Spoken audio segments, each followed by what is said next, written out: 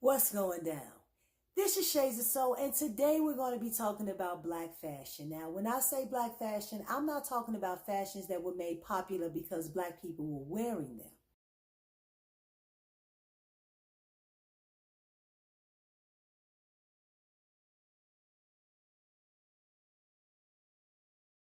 I'm speaking in direct reference to fashions that was 100% created and produced by black people. Now, not just a black person representing a brand,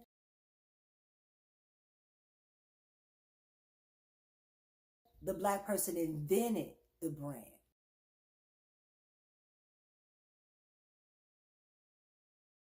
Black people have been designing and working as motists since the early 19th century.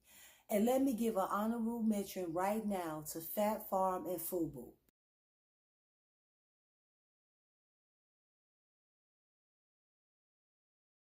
because they did not make this list due to the amount of history that is on this list. So let's get into it.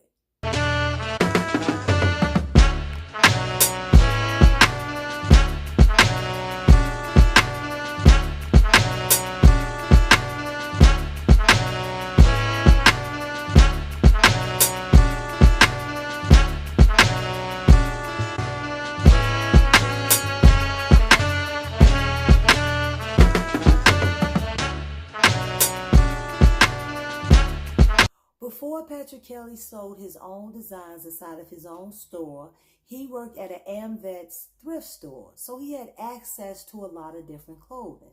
He would take the designer coats and dresses and modify them. Now, he sold the modified dresses and coats out inside of a store that was a beauty salon when he lived in Atlanta. Now, after being encouraged by supermodel Pat Cleveland to move to New York, he moved to New York.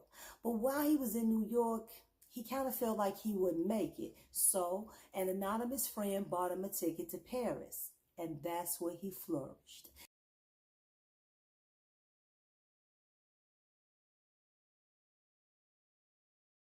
Kelly sold his fast fashions on the street. His dresses were brightly colored with hearts, buttons, and bows.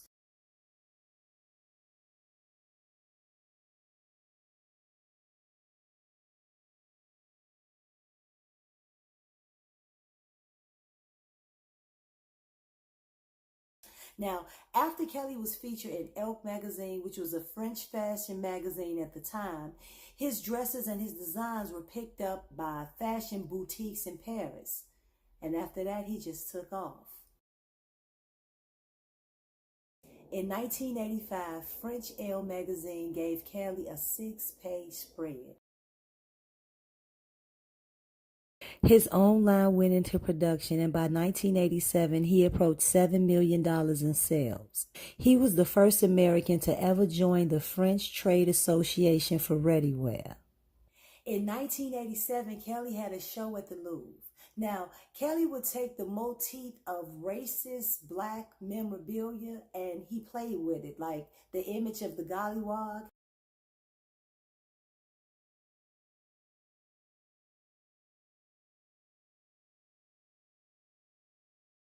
He took that image and he put it in his dresses. He reclaimed that notion and he turned it into a fashion trend. Number 5 is Patrick Kelly, fashion icon.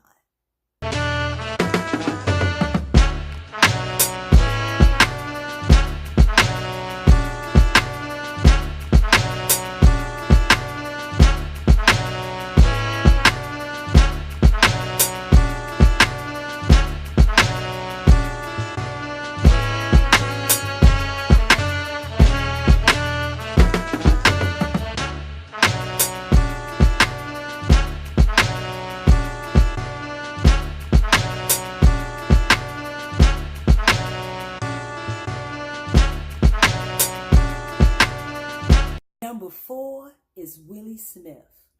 Regarded as the most successful black designer in the industry by 1987, Willie Smith's company Willie Wear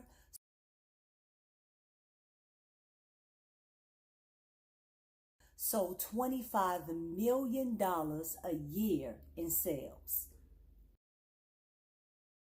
Smith received several scholarships to attend Parsons New School for Design, but he dropped out in '67 because he wanted to be an entrepreneur. Smith began working with sportswear company Digits. In 1971, became the youngest person nominated for the Coty Award. Smith went on to actually win the Coty Award in 1983 for women's wear, and in 1985, he won the Cutty Sark Award for menswear.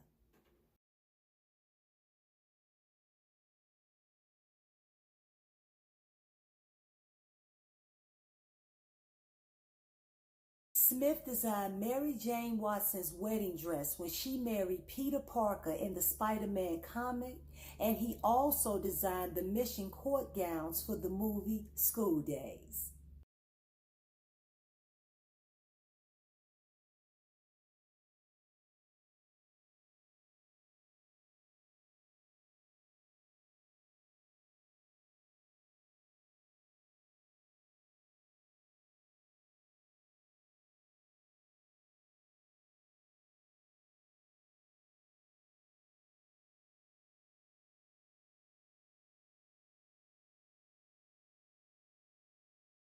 In 2002, Smith received a plaque on the Fashion Walk of Fame.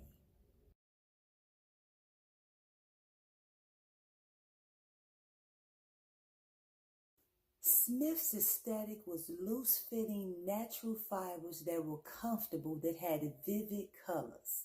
Smith was once quoted as saying, "He doesn't design clothes for the queen. He designs for the people who are waving to her as she passes by."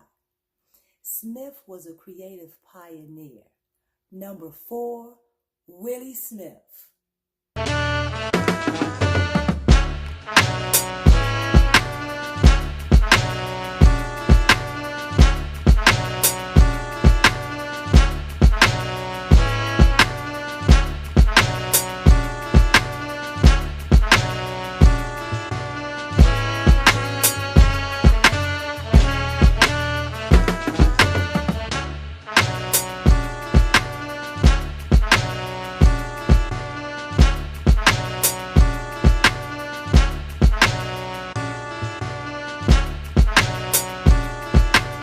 Number 3 is Stephen Burrows.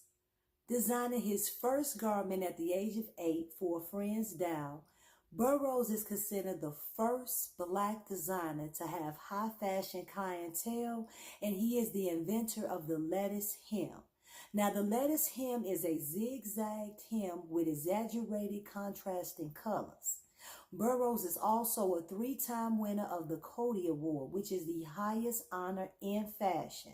Now, after a 20-year hiatus, Burrows relaunched his line to a successful reception. Burrows is a living legend.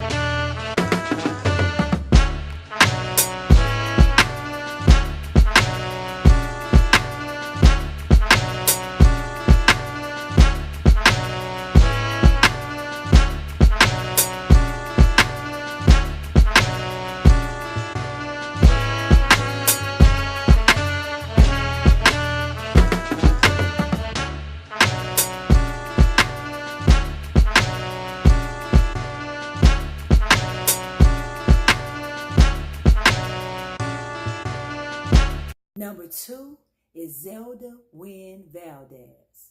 By 1935, Valdez had her own dressmaking business, and by 1948, she had the first Black-owned business on Broadway. Now, Valdez not only designed for, she created the look for Joyce Bryant, who was the Black Marilyn Monroe.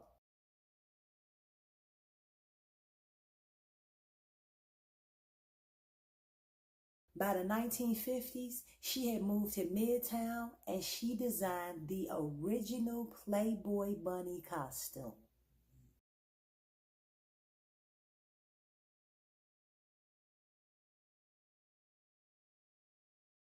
which is the first commercial uniform to be registered by the U.S. Patent and Trademark Office. Valdez taught costume design and ran student workshops. She designed for over 82 productions and for the Dance Theater of Harlem.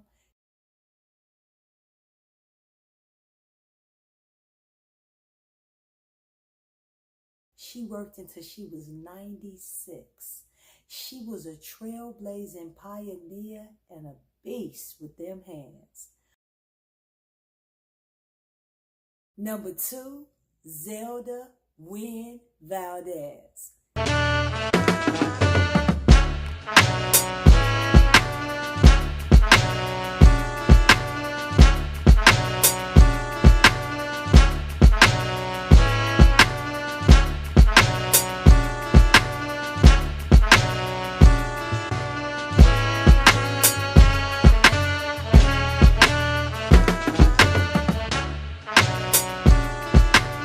Number 1 is Elizabeth Keckley.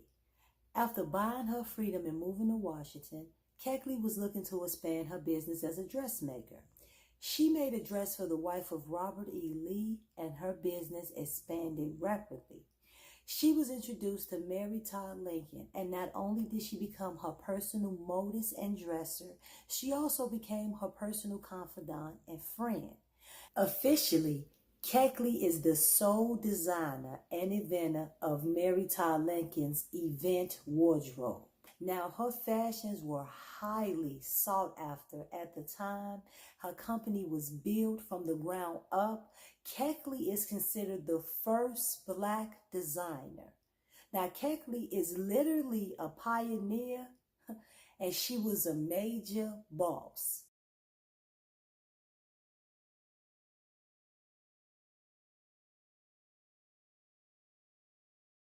Number 1 is Elizabeth Keckley.